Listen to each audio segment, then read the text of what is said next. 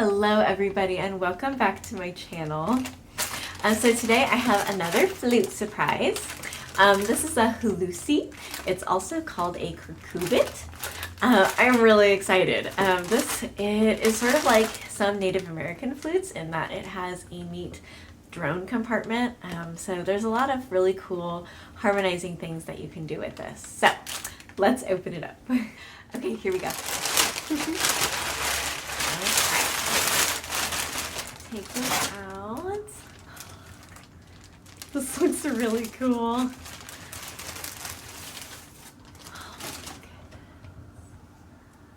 goodness. This is really just so neat. Like, I'm very, very excited. One of the neatest things about this flute, was originally a gourd flute. This one is made of plastic, but it was originally a gourd flute. It has this like chamber where the sound resonates.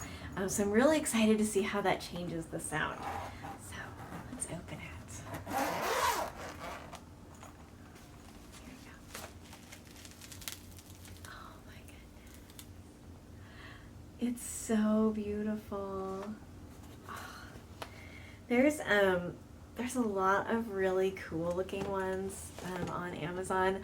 I picked this one in particular because I like that it looks kind of like porcelain. I think it's so gorgeous. Oh, this is just so pretty. Okay, so it looks like there's a few different things for me to figure out here. Like there's some knobs on the back that I'm not sure what those are about. Yeah, so I am going to go ahead and explore this. And then I'll play it for you. So after playing around with this for a little bit, I can say that this is my favorite flute by far so far that I have gotten on this little journey that I've been on for the past couple months or so. This is so cool.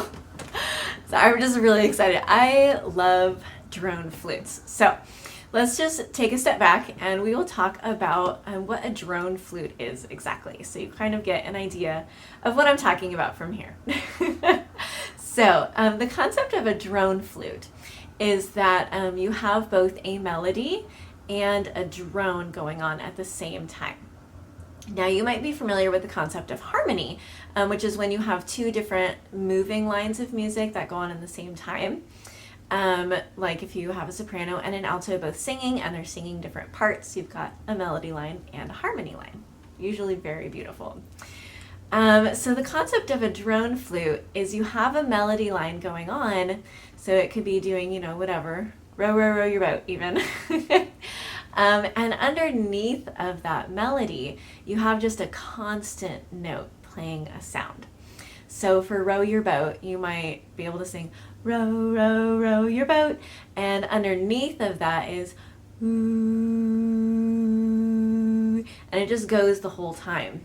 And it does sort of give this very stereotypically Middle Eastern sound. This is not a Middle Eastern instrument. This actually originates from the country of Myanmar or Burma. It's known by many names. But it originates there among a small ethnic minority called the Assam. And from there it spread to China and Korea, and the Hulusi or the Cucurbit, or it has a few more names, it's all around that region, and it's still played today, which is very cool. But it is an example of a drone flute.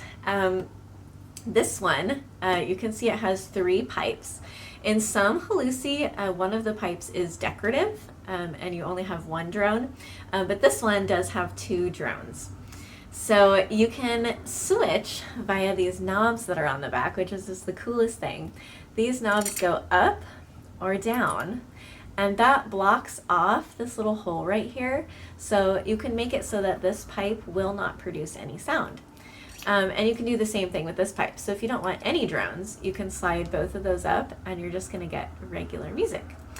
So I'm going to go ahead and play that for you first so you can get an idea of what it sounds like on its own. Then we'll do some cool drone stuff because it's amazing.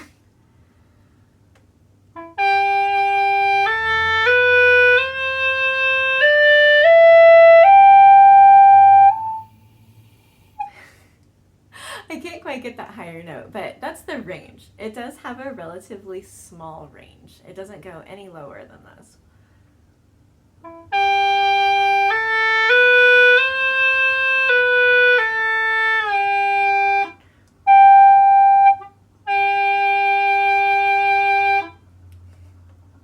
Okay, so now we're going to start in with the drone sounds because this is so fun. All right, we're going to start with this smaller pipe first. So I'm just going to move this knob downwards, and you can see that unblocked the pipe. So let's do a little playing with that cool sound.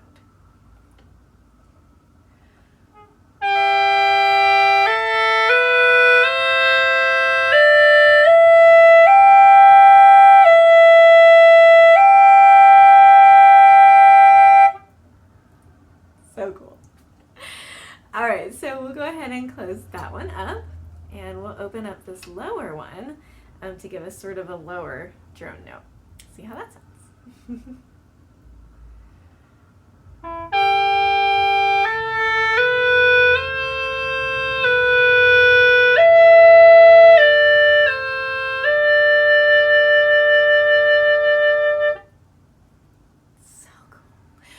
And you can hear the drone note is just a little bit quieter because it does have this thinner pipe, but it just sounds really cool.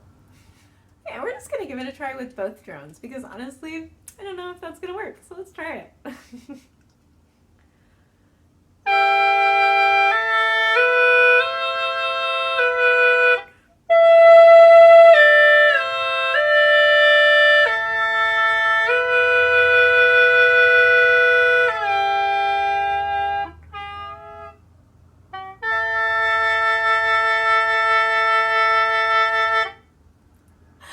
It works, and it makes for some cool chords. I adore it. You may have heard that strange little sound when I went to go take a breath. It's really interesting. It's like the gourd portion up here is sort of holding air. So even when I pause, it will like still make some kind of sounds through the reeds. I'm sure there's some kind of playing technique that takes advantage of that. So I'm going to look into that because I bet it's very cool. Now the construction of the Hulusi is very interesting. You can see this mouthpiece is just sort of like almost a standard mouthpiece. It's just a hole. You put your mouth on it, you blow in. But inside of it there is a reed, like you might see on a clarinet or a saxophone. And that is what gives it that very interesting timbre, that neat sound to it that doesn't quite sound the same as a recorder or a standard flute. It has that really cool, I love it. One thing to keep in mind with the Hulusi, this reminds me a lot, I used to play oboe for a while when I was younger, and this reminds me of that in that you have to have a certain amount of breath pressure. It does require, you have to breathe into it with a lot of like oomph. So even though it's more of a thin sound, it's a smaller sounding instrument, but you have to put much more air into it than you think you're going to need to. So like for instance on the ocarina, when you're blowing really high notes, you kind of have to really with your breath to support it enough to get up to pitch. And the Hulusi is very much the same way. I was trying it out for a little while and kind of, breathing very gently into it. And I was like, what is going on with this? Because the notes weren't really changing much and it just sounded kind of strange. So then I gave it a little bit more pressure. I was like, well, maybe if I get up to a higher octave. And that's when it really came to life. And that is the way that this instrument is meant to be played. It sounds so cool. I can't get over it. It's a warm sound, it's a reedy sound, and I like those sounds. If you would like to grab a Hulusi for yourself and do some experimentation with these really neat, very different kinds of sounds than you find on a lot of Western instruments, you can grab one on Amazon. This one in particular is right around $20. But you can find a whole host of different ones in the $20 to $50 range. And some of them look more, I don't know, I don't think porcelain is necessarily a traditional material for the Hulusi, but in terms of like Western aesthetics, it does look a little more traditional. It reminds me of a cute teapot. But you can also find ones that are a lot more interesting. Like there's a bright neon green one that I thought was kind of fun. So there's a whole lot of different options available.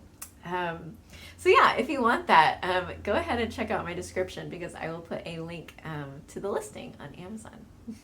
And if you have any questions about this instrument or any of the other instruments that I have profiled lately, please do ask me down in the comments because I will be so happy to talk about this with you. I think this is just one of the neatest instruments. I don't know, I think it's fairly beginner friendly. You don't have to have a certain mouth shape.